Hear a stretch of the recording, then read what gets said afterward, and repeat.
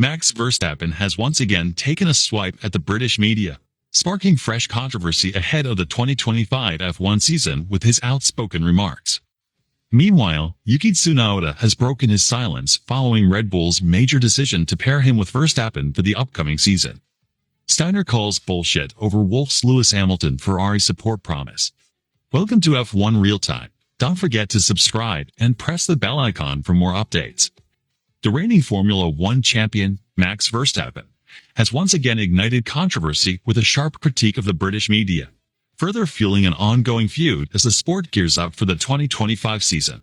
Known for his outspoken nature, the Dutchman took aim at the perceived bias of the British press during a post-race press conference following his commanding victory at the São Paulo Grand Prix. In a lighthearted yet cutting remark, Verstappen addressed the absence of British journalists at his press conference, stating, "I have a quick question. I appreciate all of you being here, but I don't see any British press. Do they have to run to the airport, or they don't know where the press conference is?" While delivered with a smile, the comment was anything but trivial. Verstappen has long expressed frustration with what he perceives as favoritism towards British drivers in the media. The dominance of UK-based journalists in Formula One coverage has often led to scrutiny of Verstappen's performances and persona, a point the Dutch driver is no longer willing to ignore. Speaking to media after the race, Verstappen elaborated on his comments, making it clear that his frustrations weren't directed at all British journalists. However, he did point fingers at two individuals who he felt unnecessarily inserted themselves into the narrative. "You know what I like the most? Immediately, the people felt attacked, and they had to write about it on Twitter, whatever you want to call it. Yeah, but we never sit there. It wasn't even about them, just keep yourselves out of it. But they think they're so important, they immediately have to talk about it. But it was about the normal journalists who do sit there. They've been the ones most critical of me over the last few races, and now they weren't there." While Verstappen refrained from naming names, the timeline and context pointed towards prominent figures in Formula One broadcasting, including Sky Sports commentator David Croft and F1 TV presenter Will Buxton. David Croft, known for his energetic commentary, was quick to defend himself on social media. In a detailed post on Twitter, Croft explained his absence from the press conference, stating, "Sometimes there's more to a story than just a soundbite or a chance to attack people for perception of British bias.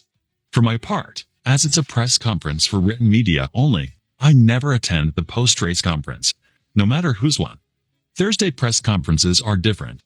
They're for broadcast and written media together, just to help people understand. And the quotes from this are freely available to all media, hence other journalists might be off gathering other stories at the time, in the knowledge that they won't miss anything said at the FIA post-race presser." Will Buxton offered a similar explanation, suggesting that there were practical reasons for the absence of some journalists, unrelated to any bias against Verstappen. Verstappen's comments reflect a broader frustration within the F1 paddock about the power dynamics in media coverage. The Netherlands-born driver, who has dominated the sport with 3 consecutive championships, often feels overshadowed by narratives surrounding British drivers like Lewis Hamilton and George Russell. The São Paulo incident isn't the first time Verstappen has clashed with the British media. Over the years, he has openly criticized the portrayal of his aggressive driving style and fiery temperament, contrasting it with the praise he believes is unfairly lavished on his British counterparts. Meanwhile, Yuki Tsunoda breaks silence on Red Bull's bold decision to pair him with Verstappen for F1 2025. Yeah, Yuki Tsunoda has emerged as Max Verstappen's new teammate at Red Bull Racing for the 2025 season. The announcement, following months of speculation, marks a pivotal moment in Tsunoda's career as he steps up from Red Bull's junior team. Speaking candidly after the confirmation, Tsunoda shared his thoughts on the opportunity and the journey that led him to one of the most coveted seats in F1. Tsunoda's rise to Red Bull's top team comes after a standout performance during the 2024 Abu Dhabi postseason test, where he had his first taste of Red Bull machinery. Reflecting on the experience, Tsunoda revealed how his feedback and adaptability impressed the team's engineers both at the track and at Red Bull's Milton Keynes factory. "I heard a lot about how impressed they were, particularly with my feedback. This wasn't just from the trackside engineers, but also from those working remotely at the factory. They mentioned how detailed and valuable my input was, which is incredibly encouraging.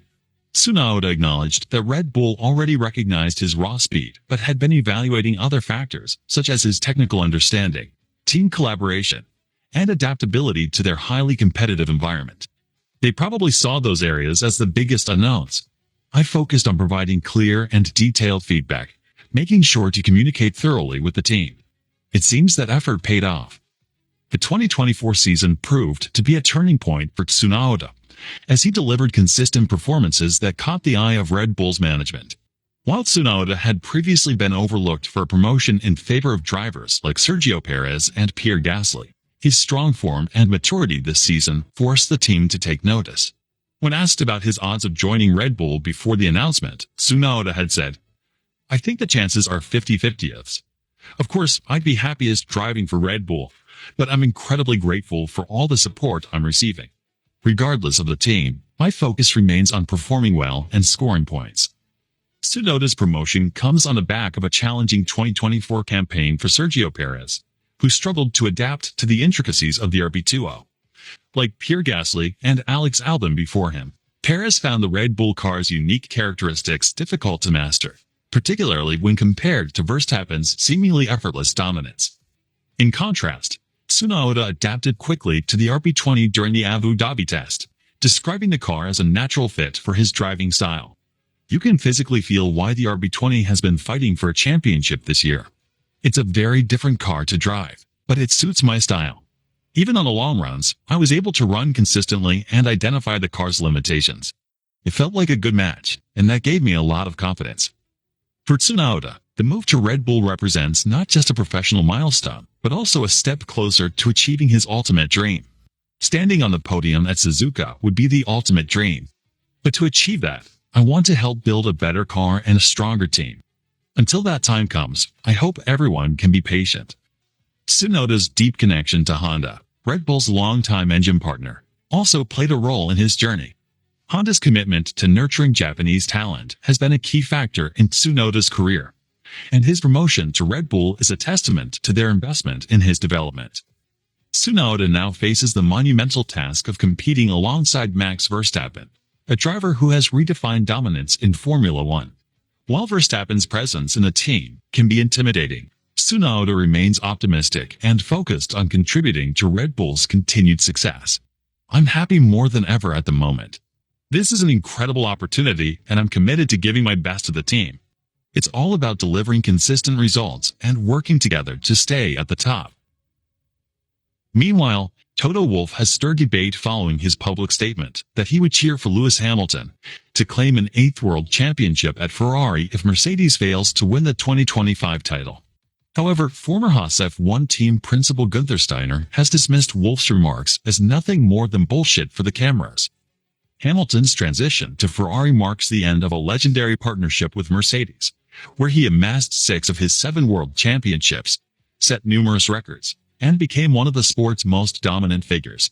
As Hamilton begins this new chapter alongside Charles Leclerc at Ferrari, Wolff expressed his respect for his former driver and acknowledged the historical significance of Hamilton potentially surpassing Michael Schumacher's record with an 8th title.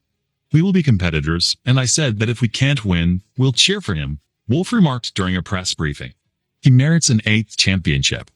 However, Wolff made it clear that Mercedes' priority remains to return to championship-winning form and dethrone rivals in the upcoming season.